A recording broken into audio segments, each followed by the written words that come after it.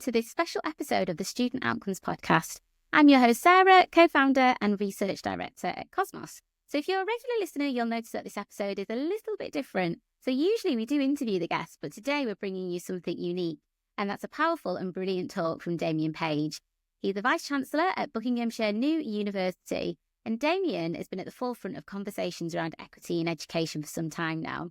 And he's really championed access and diversity throughout his career. I personally know it is something that he really strongly advocates for. This episode comes from our Equity Equation event, where we tackled the biggest challenges facing education today. So sit back and get ready for some thought-provoking ideas from one of the most outspoken and inspiring voices in this space. Expect to be enlightened, informed, and motivated for this next hour. Let's dive in. So I was the first in my family to enter university. I was what would now be called a disadvantaged student. And back then, I don't ever remember the term being used. I don't remember a focus about disadvantage. There was certainly no breakdown of achievement or access by postcode. If there had been, then I'd have been in the area of social deprivation as it's measured in various ways now. So most of my family come up very traditional white working class area. Most of my family didn't stay on past 16. I was the first one who didn't stay in education past 16. So the traditional route for my area, my family, was manual labour. It didn't work for me. You know, the idea of doing that, you know, it was kind of inevitable. But we had the 11 plus system down there, which is kind of ironic since I'm a great critic of the 11 plus and the selective education and the grammar school system. But I passed the 11 plus and went to grammar school. And there you really started to see, it was part grammar, part comprehensive. And the difference, you could see the inequalities right there in the same buildings. You know, there was however many 2,000 students. If you passed the 11 plus, there was three groups of us. So we were the alphas. So there's one alpha, whatever. And the students who hadn't passed the 11 plus were the A band. And the kind of hierarchy that created, and I never thought about it at the time. It's only many years later when you start to see how education structures inequalities at an early age, and how they continue through university and then through to graduate employment. So when I got to university, it never felt as though it wasn't for people like me. I went in there, I hadn't been prepared. It was, the grammar school system was just that you're going to go to university. So it was all about completing the UCAS form, finding the course, etc. What I never received was any preparation for what the experience of being at university was like. I did English and American literature, and that's about the most middle class degree you can do, to be fair. And so I remember more than a lot of the sessions we had, I remember going in and talking to colleagues, other students, particularly after the holidays. So, you know, I'd be working, loading lorries in the holidays because I had to support myself, and I had to work part-time. I was a commuter student, or it's now called a commuter student. So I had to do that. So the other students who I knew on a day-to-day basis would come in and they would just talk about just come back from skiing at Christmas, and, you know, they'd been to Caribbean on a cruise, that kind of thing. And I was just sitting there thinking, well, I was loading bloody lorries, you know. So there was a cultural element there as well as a class element.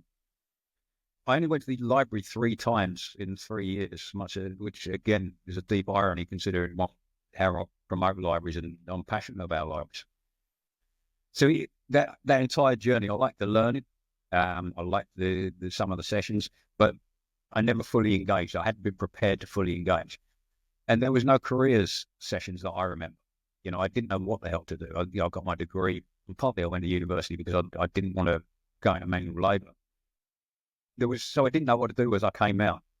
I worked in advertising, worked in sales, recruitment, that kind of thing. It was only many years later, after spending time in Southeast Asia for about 6 months, where I thought I wanted to become an educator and I wanted to teach.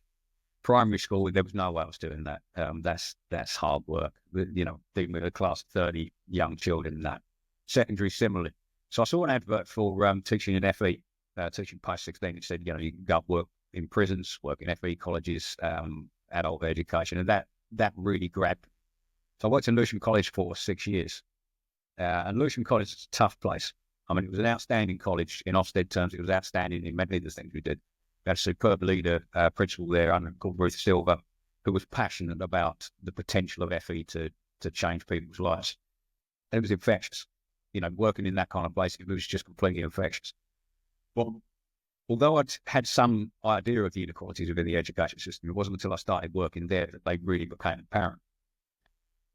So inner city college, and the students were just great, but they'd been failed by the compulsory education system.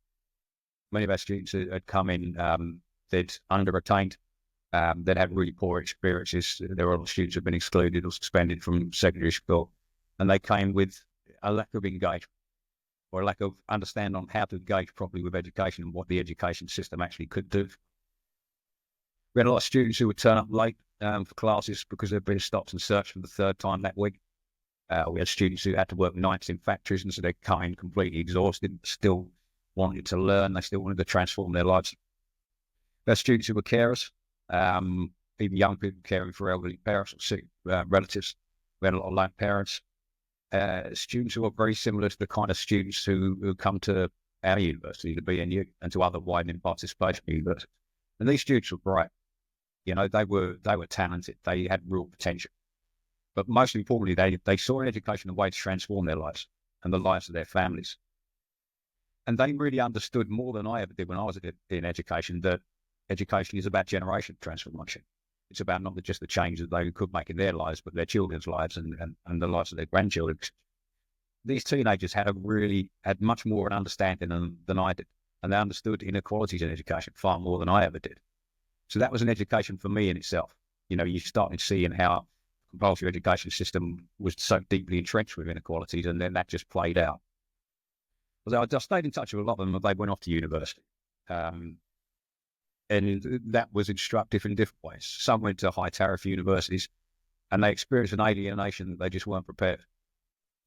College is fantastic for being a really supportive environment. It's a real community. And they go out, you know, they really understand how to support students. And so a lot of these high tariff universities, they weren't prepared for working with students that needed that. They didn't have the kind of support mechanisms that those type of students needed. So a lot of them dropped out. And it was heartbreaking for me because they worked so hard to get there. And when you saw that they were dropping out, as much as I tried to help them and continue to help, but yeah, so their experience was right there. Some went to teaching intensive universities, post-92 universities. And there was some of them encountered different types of issues. They encountered academics who had really quite low expectations. And they would blame poor student outcomes on the complexity of their students' lives rather than the university's inability to help those students succeed. And I've worked in 5 different universities, and I've come across these academics who will say, and it's one of the most pernicious phrases I've ever come across, is where our students don't do well because they've got complex lives. I've challenged it every time I've heard it and always continue. I really don't want to get to a state where we'd never hear that kind of excuse again. So this is just my experience. It was an experience of seeing how those inequalities play out in the secondary school system, in FE, and also to universities. But it accords with the national picture. This is not an isolated incident. The biggest problem in universities is the myth that education, and higher education in particular, is a true meritocracy. And it's just not. There is no meritocracy in it. Good students will do well. Other students need more support. But we need to get away from that myth. And a cursory glance at the data just disproves it. So if you think about the patterns of access and outcomes in higher education, start with gender. So women historically, and still up to most recent data, are more likely to enter universities. Women are more likely to complete their studies and gain a good degree. So a good degree, but we're thinking a 2-1 or first. That's how we're measured in terms of good degrees. Then you start looking at the journey of women past graduation. Men, for example, much more likely to be in highly skilled employment. So managerial, however it's measured, and it varies. But those graduate professions. And on graduation, men earn around 9% more than women, which is bad enough. But then you look, when you follow that trend over 10 years, 10 years after graduation, men are going to earn on average 31% more than women. So you think about the differences between access and outcomes while in university, but then how they play out, and gender really influences that in the graduate jobs. Look at ethnicity. So white pupils are more likely to go to higher education, but the highest entry rates as a proportion are pupils from Chinese, Indian, and Black African backgrounds. So there's a differential there. Black Caribbean pupils are particularly, they have the lowest entry rates to particularly the higher tariff universities. And so you can see that playing out. And this is why the kind of, you say it, the BAME use that still goes on, it's just not useful. You have to start looking at different groups rather than, because the difference between attainment and access for Chinese students and Black Caribbean students, for example, is massively different. Black students are more likely to drop out of higher education, less likely to be awarded a good degree. So again, we're thinking about 2-1 or a first. So this is what's known as the awarding gap. And again, so much work has been done in the sector over the years, yet those gaps still persist. When you look at the sector and an individual university, even those gaps are still there despite the work that's done. Then you see how that tracks out again in ethnicity terms into graduate employment. So white graduates still have the highest employment rates of any. Pakistani, Bangladeshi, Black Caribbean graduates earn them, and Chinese, Indian, and mixed graduates earn the most. See, we can see there's a differential pattern between gaining access to university, how they perform at university, but the graduate employment is where it really changes as well. Look at disability. So historically, students with disabilities were more likely to drop out, less likely to get a good degree. But then you can see a change in the data over the last 2 or 3 years. And this is probably the most significant change in the trends of data. So now students who have disabilities are actually more likely to drop out than students who don't have disabilities. So that is changing. That gap there is definitely changing. What hasn't changed is students who have mental health disability, who have the highest dropout rate of all students. So we've seen in the news, lots of universities are focusing on mental health, and we need to. Universities could double the amount of counsellors they have in mental health support, and it still will be enough. Particularly after the pandemic, we can see that so many more students are coming forward presenting with mental health needs. And I think that tail is just going to get to increase. We've seen that in schools, and schools have a similar pattern where they're getting more and more students. They're seeing the impact of the pandemic and that lockdown, particularly from students of areas of social deprivation. Look at socioeconomic status. So children who are eligible for free school meals are much less likely to enter higher education, and again, particularly to high tariff universities. They have a much higher dropout rate, and then they're less likely to be in employment or further stay.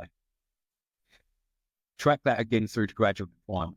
Now, we've looked at it particularly in terms of gender, and the differences there, 31%. The children who come from low areas of higher socioeconomic deprivation earn 10% less. So even those early experiences as a child, if poverty has a long tail, I've argued it for a long time. But you can see how that plays out in graduate earnings. And there's clear links between areas of high deprivation and dropout rates, and students who are from poorer backgrounds are far less likely to get good degrees. I think one of those really significant statistics as well, that the graduates from the areas of the highest levels of deprivation are 28% less.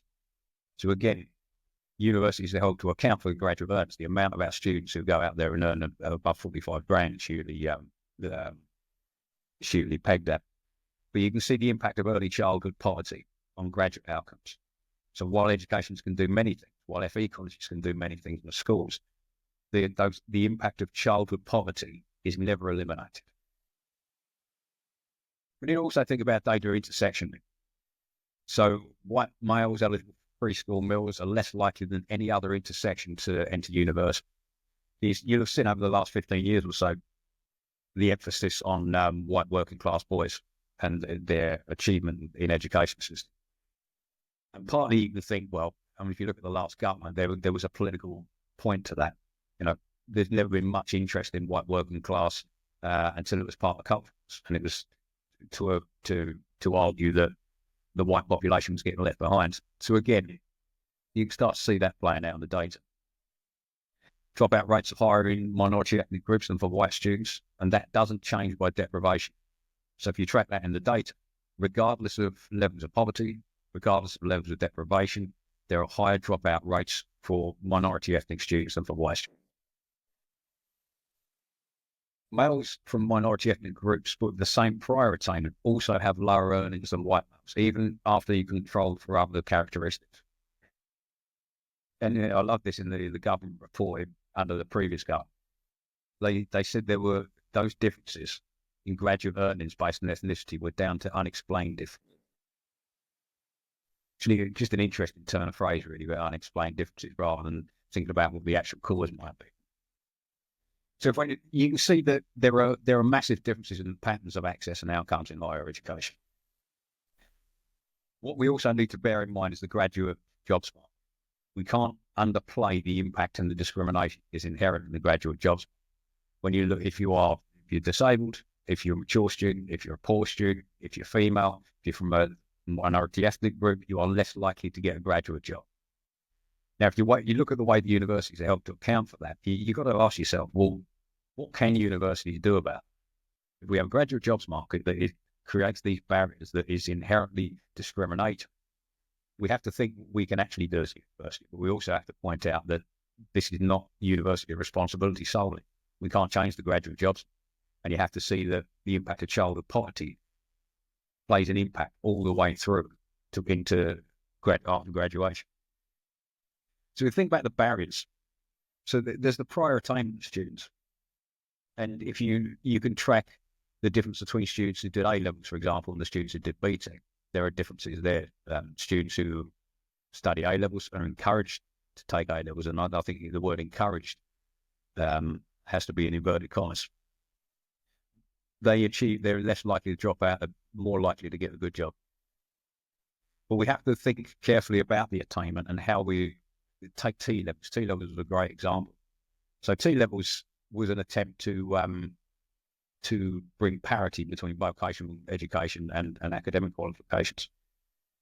But a lot of universities wouldn't accept T levels. So when they were introduced, they hadn't changed their agreements to allow access. So again, you can see that that's automatically creates barriers towards access, depending on the type of qualifications that students study. So the prior attainment of students is a key. There's also insufficient advice and support before and during university. So if you think about the traditional engagement of universities in the secondary school system, and we did Sahara Chowdhury organised a great conference here around looking at the transitions between schools and universities, and we really discussed how universities can get far more involved. Traditionally, universities will go out and they'll talk to students about how to complete a UCAS form. So they'll, what admissions colleagues look at, how you can shape the narrative.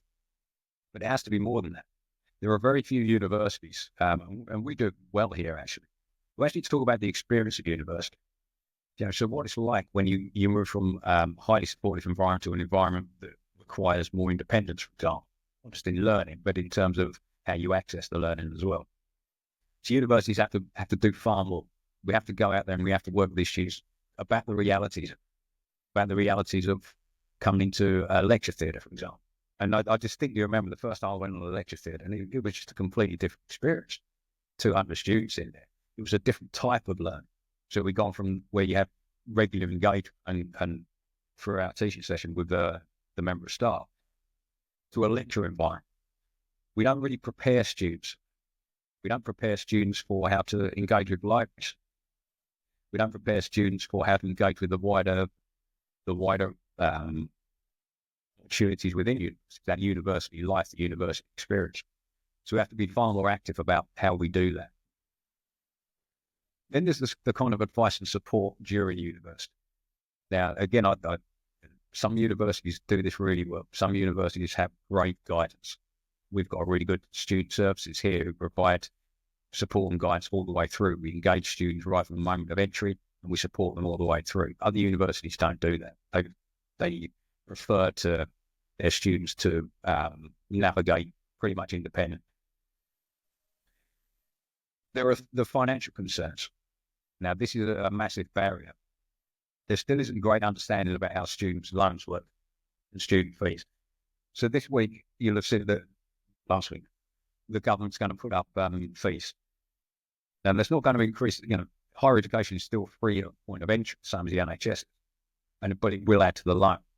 But when we've been out talking in schools the last week or so and speaking to parents as well, the understanding of how that works, it can be limited. So we have to make sure we're talking to parents as well. Parents will be thinking about university for their children and thinking about go and do a job instead. We've had 15 years of the right-wing press talking about, Mickey Mouse degrees. You still get those stories every day. I saw one at the end of last week. And appraising the value of a university degree purely by what the economic output is at the end. So again, it's wrapped up in the culture, but that understanding of fees and how loans work and the maintenance line should be done.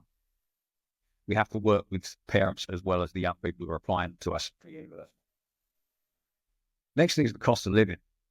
Now, in universities like ours, we have students who have to work not just part-time. Some of our students are working pretty much full-time now to be able to afford to come to university. So the cost of living crisis is hitting universities like us harder than it is other universities.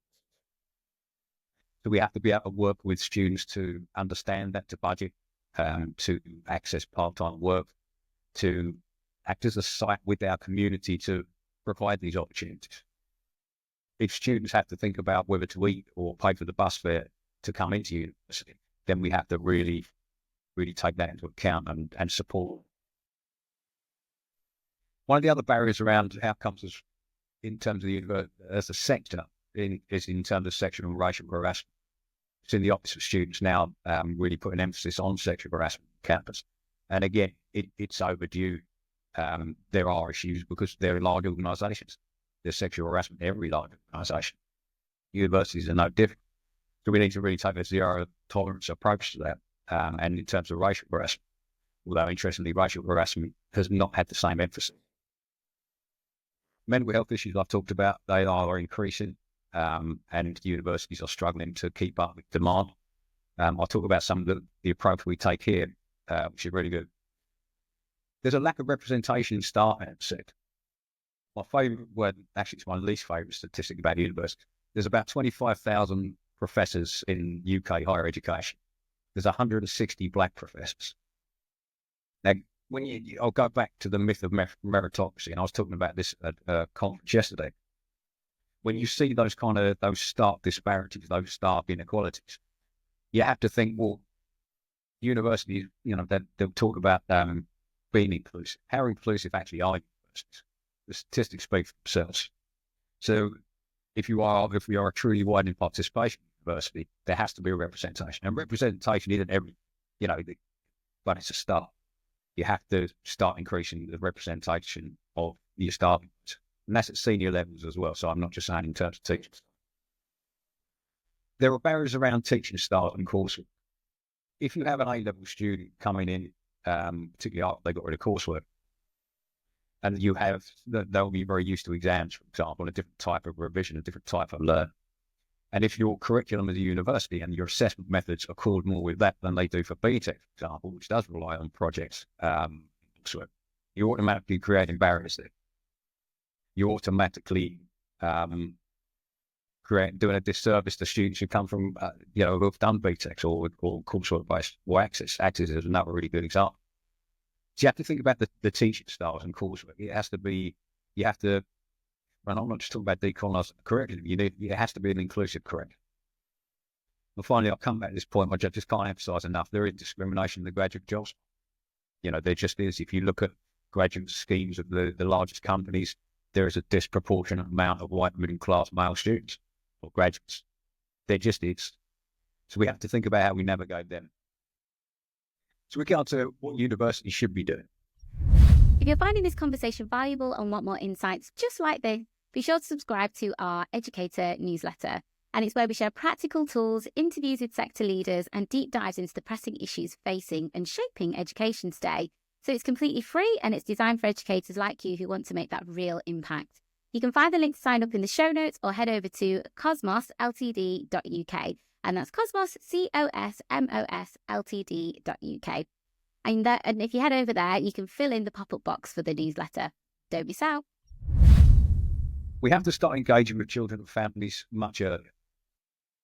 I did some research a few years ago around alternative provision, so pupil referral units, as they used to be called.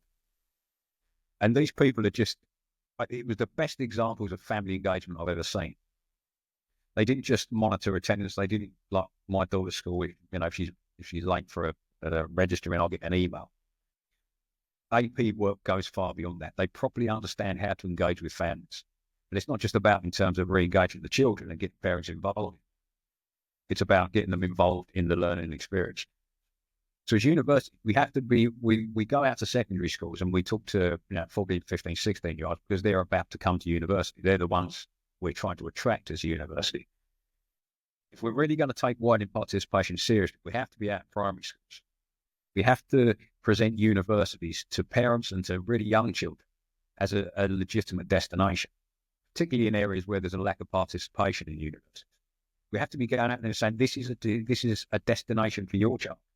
This isn't just for middle-class children. This is, we really can support and want to encourage all children to engage with universities. But it has to be done sensitive. We have to remember that, particularly in areas of social deprivation, parents probably had a poor experience with the education system, and so there's a reluctance to get involved. Many of them will never have set foot in a university. Many of them have a little understanding of what a university does or is, or what it's like, as I did when I was young. So we have to be very proactive about going out into primary schools and secondary, but making sure that there's that continuum. There was a great event here at BU a couple of months ago that was focused on family learning. And so we invited primary school children in with their parents to come on campus. And for many of them, it was the first time they'd ever stepped foot on a university campus. And you just think we're part of the community. We talk about our civic engagement. We talk about being anchor institutions. Well, we need to prove it. We need to make our campuses permeable. We need to make them welcome to families and to children so they can see, well, actually, this is a place I want to go to. This is an aspiration. There's nothing more important than aspiration. We can think about how to collaborate with schools and colleges on raising attainment. Now, this is a bit more difficult. As part of the APP, we're expected to raise attainment. In the past, this has been interpreted as purely an aspiration. So, you're going out and doing talks, subject talks, etc. But we can do more than that as a university. We have access to resource in terms of our research, in terms of our researchers. Over the years, particularly when I was at Leeds Beckett in the School of Education, we created a collaborative research scheme. So we would work with schools, with teachers, not for a fee. We were doing this as part of our civic responsibility. So we're doing collaborative research with teachers about teaching and learning, about how we were training teachers to evaluate their own practice so they could continually improve what they would do. So it wasn't saying we knew better about how to teach teenagers or to teach young children, but it's about working together so teachers can evaluate themselves and continually improve what they do. So we could do a lot more of that, but when you look at the finances of the sector, this is where we start getting constricted. So while universities would love to go and do that kind of collaborative work, how we fund it is becoming more and more difficult. I've mentioned previously about preparing school pupils for the realities of university life. So it's got to be more than just filling out the UCAS. It's about how we can engage our students to go out and speak to them about the realities and not sugarcoat. Young people are not stupid. They can handle the reality of the way things are because it helps them to prepare. It helps them to understand how they can adapt to a new environment. And universities, very different environments. So we have to do far more around that. We have to work with families around student finance, around budgeting, as I've said. And then there's the practicalities of what universities do. For those of you who work at a university, you will know how timetabling works or doesn't. It's incredibly complex. It's an art form, part art, part science. But if you look at the way the university timetabling works, students can find themselves with sessions 5 days a week. And some days it might be just for an hour. Other times there might be a huge gap. So they might come in from 9 till 10, for example, and then got to wait around for a few hours. In the cost of living crisis, timetabling becomes ever more important. Here we're starting to look about how we can compress timetables into 2 days a week to reduce travel expense and to allow students that time so that they can work to support themselves. But university, we have to take a far more systematic approach to that. We have to think about the lives of our students. We have to think about what their experience is outside of university is like. We have to be the ones to adapt because the sector's always been about how our students adapt to us. Traditionally, historically, that's what universities, that's the approach we've always taken. We have to change now. We have to start adapting to the lives of our students rather than the other way around. If students are choosing between eating and travel to university, we've got to take that into account. We have to change the way we work. And sometimes it is the practicalities of timetables to reduce those travel expenses. Prioritising student support is obviously really important. We have to think about the financial hardships. All universities will set aside a certain amount of budget for hardship funds. And again, I've said that in some universities this is being squeezed. The universities are facing their own financial crisis. That is sometimes an easy target to start reducing. Here we won't do. Our values are based around supporting students as much as we can, so we maintain those funds. And we even provide free food. We work with the Students' Union. So certain days in the week, we provide free meals for our students. And you start thinking, how many other universities are actually doing it? It's more than just the financial access, though. We need to think about the cultural access and participation in universities. So one of the things we do, so we've got, in fact, we do have the best Students' Union in the country. They're always voted number one or in the top three, certainly.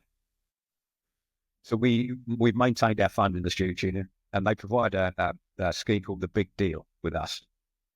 And the Big Deal offers free cultural and sporting opportunities. So our students will go to the theatre, for example, for free. Now, I remember the first time I went to the theatre, bearing in mind I studied English Lit, and I've said this many times, and an English teacher always hate me for it. But the first time I went to see Shakespeare, it's like, it was the strangest cultural experience because it was so unlike anything I'd ever experienced. The norms of the theatre. And so what we do is we provide free access to this for our students. Our students can go to the theatre, they can go to sporting events. We provide free cookery lessons, free singing lessons, free music lessons, all of these different cultural experiences, because universities are about so much more than just the teaching and the learning. But if we're providing those financial barriers, if students are having to pay for these things, then it's the poorer students that are missing out. We keep going back to the fact that there is inherent discrimination in the graduate jobs market. We have to provide more than just exceptional teaching and learning. There have to be those cultural experiences as well. You look at the way that the arts is being decimated in this country and how the people who are most successful in the arts are from the wealthiest families. The Ray Winstons of the world probably wouldn't make it into acting now, or Gary Oldmans for that. So we have to be providing those cultural experiences. Disability support has to be one of the main priorities, particularly around mental health, but in terms of disability generally. I'm just sounding like I'm plugging B&U all the time, but there is so much good practice there that are, continually impressed. We have a working diagnosis model of support with disabled students. Anyone who's had an experience of CAMS or mental health support, trying to access mental health support for children, knows that the waiting list is immense. It can be 2 years between the point of a child being referred to CAMS for assessment or disability assessment and actually getting a diagnosis. Now, our students are mainly only here for 3 years, so we have a choice. We can wait for the 2 years and our students don't get any support, or we can provide support based on a working diagnosis. So if our students present and in their presentation say they're disabled, we start providing support from day one. We don't wait for assessment. The assessments will take the time that they take because we have to rely on outside providers. But we start working with them as though we've already got that state. The difference that has made is incredible. So where traditionally, again, there was an awarding gap for disabled students and non-disabled students, now our disabled students achieve better than our non-disabled students. That's the strength of that model that we've adopted here and my highly skilled colleagues who have taken that forward. Next, we have to, I'm sounding like a stuck record, I know, that in the inequities of the graduate jobs market, we have to prepare students. Preparing students for a graduate jobs market that's likely to discriminate against them is about more than just writing a good CV. It's about more than an interview technique.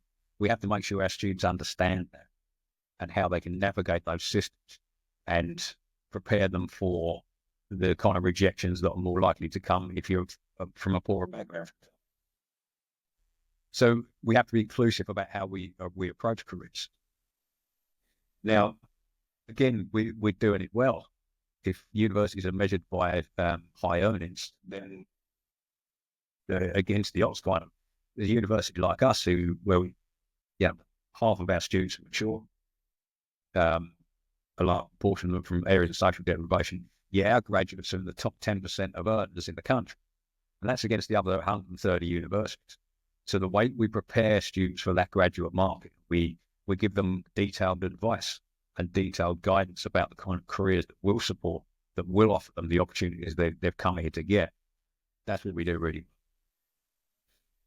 We have to increase the representation of staff, particularly at senior levels. If you look at the vast majority of executive teams in universities, vast majority of them are white, still a high proportion of males as well. But that is all the way through the hierarchy. So we have to think about how we can recruit our own colleagues inclusively. For example, we've got an inclusive recruitment policy. So that involves, we send out interview questions 72 hours in advance. We insist on mandatory diverse panels. We offer alternatives to the interviews, particularly for neurodivergent applicants. And we've seen that this has worked really well. So we've had a far higher proportion of global majority appointments at senior levels and disabled appointments. So we can see that that's kind of working. And then our students start seeing that there is that greater representation. But it changes the narrative of the university as well. To bring in the more different types of lived experience you bring in, the richer the kind of work that you can do. One of the things we're currently thinking about at the moment is trauma-informed practice. I've been really impressed. I'm in contact with a lot of secondary school teachers and FE teachers, and schools and colleges are really good at this. And it's not about making teachers and professional service colleagues into therapists. It's about creating the right environment. And I've been really impressed with the work schools have done around this. Some schools. It's about how they ensure safe spaces and boundaries for behaviour, how they build trust in relationships between staff and students, between this community of students as well. They take a real community approach. And the training they do with teachers around understanding the impact of trauma is really impressive. So again, we want to start doing that here as a university because it's so vital. And if you see the difference it makes from students who have experienced trauma. And again, if you have students from areas of higher deprivation, a lot of them will experience trauma. If you come from, poverty, and I speak with lived experience of this myself, that has a long tail. There is trauma. There are things you see that, come into education. No expert on it, but I want to become an expert on it because I think this is the right thing to do for our types of students. So to conclude, widening participation is key. It's something that I'm passionate about, something we're passionate about as a university. But in the university sector, widening participation is too often seen as an activity rather than a defining value. And that's the shift that needs to occur.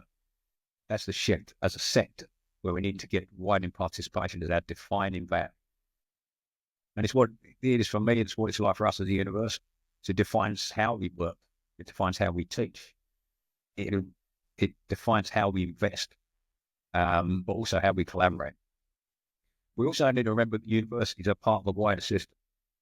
When we have a society where the impact of childhood poverty follows that child all the way through their lives and into the graduate jobs market, we have to remember the university is just a small part. So we have to remember that, and we have to adapt to that. We also need to be very vocal about the inequities of the society that we work within, and the inequities of the graduate jobs market. So we need to be very vocal, very loud about that and try and influence change. Wow, what an incredible session. So a huge, huge thank you to Damien for sharing his insights on access and participation, and also the structural challenges facing students today. So what did I take away? Firstly, we need to rethink about how we support students from disadvantaged backgrounds. And it's not just about getting them into university, but also ensuring they really thrive once they're there. Secondly, the barriers don't just stop at graduation. It's issues like the awarding gap and employment discrimination that must be really tackled head on. And finally, universities have to do more than just talk about widening participation. It really needs to be a core defining value and not just an initiative. So if this episode really resonated with you, we'd really love to hear your thoughts. So please reach out, drop us a message, drop me a message, or share this episode with someone who you think would really benefit from it. And also don't forget to subscribe to our newsletter for even more insights on this topic and topics like it. So thank you for listening, and we'll see you next time.